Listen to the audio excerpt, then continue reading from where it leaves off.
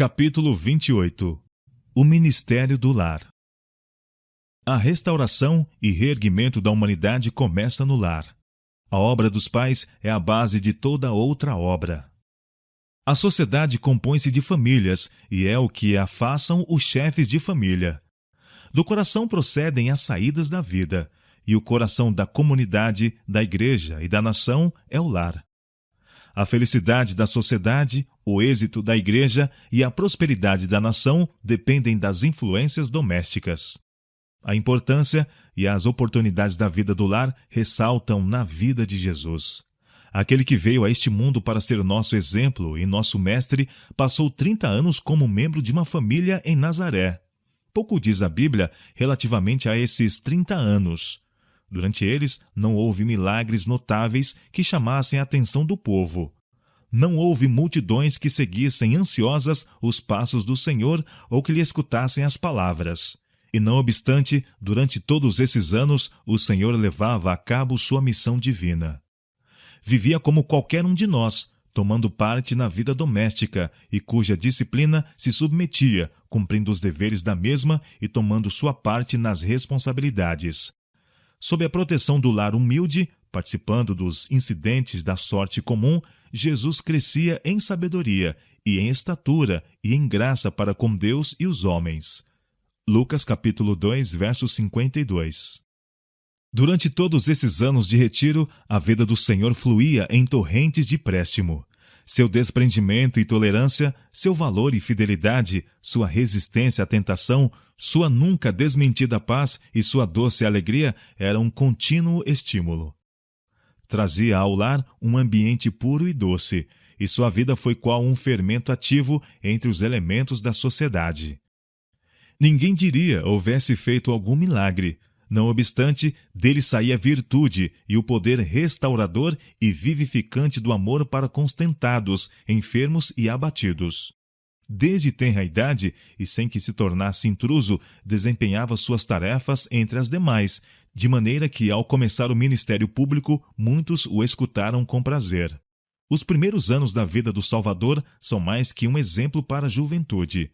São uma lição e deveriam ser um estímulo para todo pai. O ciclo dos deveres para com a família e os vizinhos é o primeiro campo de ação para os que querem empenhar na obra do levantamento moral de seus semelhantes. Não há um campo de ação mais importante do que o que foi designado aos fundadores e protetores do lar. Das obras confiadas a seres humanos, nenhuma existe tão repleta de consequências de grande alcance como a obra dos pais. A juventude e a infância de hoje é que determinam o futuro da sociedade, e o que esses jovens e essas crianças hão de ser depende do lar. A falta de boa educação doméstica pode ser responsabilizada pela maior parte das enfermidades, de miséria e criminalidade que flagelam os homens. Se a vida doméstica fosse pura e verdadeira, se os filhos que saem do lar se achassem devidamente preparados para enfrentar as responsabilidades da vida e seus perigos, que transformação não experimentaria o mundo? Realizam-se muitos esforços, gastam-se tempo, dinheiro e trabalho em proporções quase ilimitadas em empresas e instituições destinadas à regeneração das vítimas dos maus hábitos. E ainda assim, todos esses esforços se tornam insuficientes para enfrentar tão grandes necessidades. Quão insignificantes são os resultados, quão poucos os que se regeneram para sempre. Muitíssimos aspiram a uma vida melhor, mas falta-lhes valor e resolução para romper com os maus hábitos. Recuam ante a enormidade do esforço, das lutas e sacrifícios exigidos, e sua vida fracassa e malogra-se.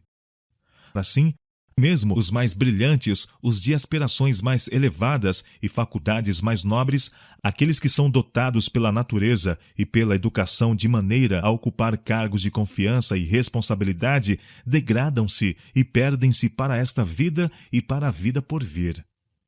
Para os que se emendam, que luta encarniçada para recuperar a perdida varonilidade. E durante toda a vida, com o organismo arruinado, a vontade vacilante, a inteligência embotada e a alma enfraquecida, muitos colhem o fruto do mal que semearam. Quanto mais não se poderia ter realizado se houvesse enfrentado o mal desde o princípio. Essa obra depende em grande parte dos pais.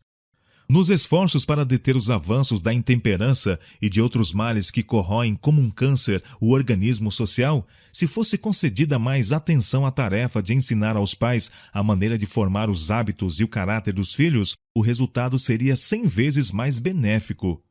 O hábito, força tão poderosa para o mal, pode ser transformado pelos pais em força para o bem. Tem de cuidar do rio desde a nascente, cumprindo-lhes dar ao mesmo tempo uma boa direção.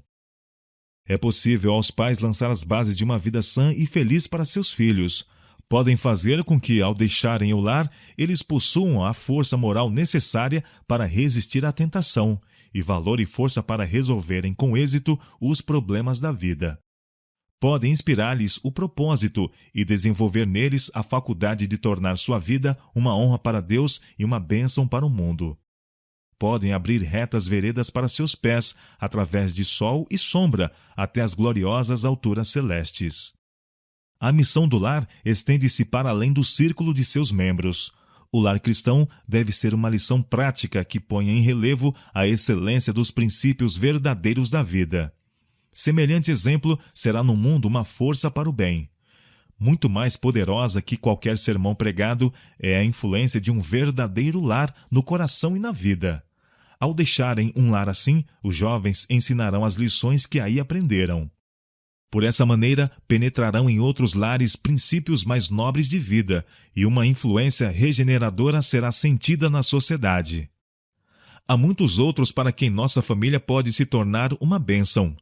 Nossas recreações sociais não deveriam ser ditadas pelos costumes do mundo, mas pelo Espírito de Cristo e pelos ensinos de sua palavra. Os israelitas, em todas as suas festas, admitiam os pobres, os estrangeiros e os levitas, os quais eram, ao mesmo tempo, ajudantes do sacerdote no santuário, mestres de religião e missionários. Todos esses eram considerados hóspedes do povo, recebendo hospitalidade durante as festas sociais e religiosas e sendo atendidos carinhosamente em suas enfermidades e necessidades. Há pessoas assim devemos acolher em nosso lar. Quanto esse acolhimento não alegraria e daria ânimo ao enfermeiro, ao missionário, à mãe carregada de cuidados e trabalhos árduos, ou às pessoas fracas e idosas que vivem muitas vezes sem lar, lutando com a pobreza e com tantos desalentos. Quando deres um jantar ou uma ceia, não chames os teus amigos, nem os teus irmãos, nem os teus parentes, nem vizinhos ricos, para que não suceda que também eles te tornem a convidar e te seja isso recompensado. Mas, quando fizeres convite, chama os pobres, aleijados, mancos e cegos, e serás bem-aventurado. Porque não tem com que te recompensar, mas recompensado serás na ressurreição dos justos. Lucas capítulo 14, versos 12 a 14. Estes são hóspedes que não nos custará muito receber. Não necessitareis de dispensar-lhes uma hospedagem dispendiosa e elaborada. O calor das boas-vindas, um assento ao pé do lume e outro à vossa mesa, o privilégio de compartilhar da bênção do culto de família, será para muitos destes pobres como um mantegoso do céu. Nossas simpatias devem transbordar para além de nossa personalidade e do círculo de nossa família. Há preciosas oportunidades para os que desejam fazer de seu lar uma bênção para os outros. A influência social é uma força maravilhosa. Se queremos, podemos valer-nos dela para auxiliar aqueles que nos rodeiam. Nosso lar deve ser um refúgio para os jovens que sofrem tentações. Muitos há que se encontram na encruzilhada dos caminhos. Todos os caminhos e impressão recebida determina a escolha do rumo de seu destino nesta vida e na porvir. O mal os atrai. Seus pontos de reunião são brilhantes e sedutores, e todos são aí muito bem recebidos. Em redor de nós há jovens sem família, ou cujos lares não exercem sobre eles uma força protetora nem enobrecedora, e eles se veem arrastados para o mal. Encaminham-se para a ruína aos nossos olhos. Esses jovens necessitam que se lhes estenda a mão da simpatia. Uma boa palavra dita com sinceridade e uma pequena atenção para com eles varrerão as nuvens da tentação que se amontoam sobre sua alma. A verdadeira expressão da simpatia, filha do céu, tem o poder de abrir a porta do coração que necessita da fragrância de palavras cristãs e do simples, delicado contato do Espírito do amor de Cristo. Se quiséssemos dar prova de algum interesse pela juventude, convidá-la à nossa casa e cercá-la aí de influências alentadoras e proveitosas, muitos haveria que de boa vontade dirigiriam seus passos numa escala ascensional. Curto é o tempo de que dispomos. Não podemos passar por este mundo mais de uma vez. Tiremos, pois, ao fazê-lo, o melhor proveito de nossa vida.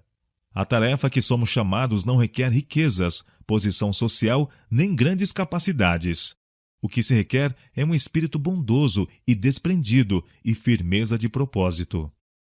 Uma luz, por pequena que seja, se está sempre brilhando, pode servir para acender outras muitas. Nossa esfera de influência poderá parecer limitada, nossas capacidades diminutas, escassas as oportunidades, nossos recursos reduzidos. No entanto, se soubermos aproveitar fielmente as oportunidades de nossos lares, maravilhosas serão nossas possibilidades. Se abrirmos o coração e o lar aos divinos princípios da vida, poderemos ser condutos que levem correntes de força vivificante. De nosso lar fluirão rios de vida e de saúde, e de beleza e fecundidade, numa época como esta, em que tudo é desolação e esterilidade.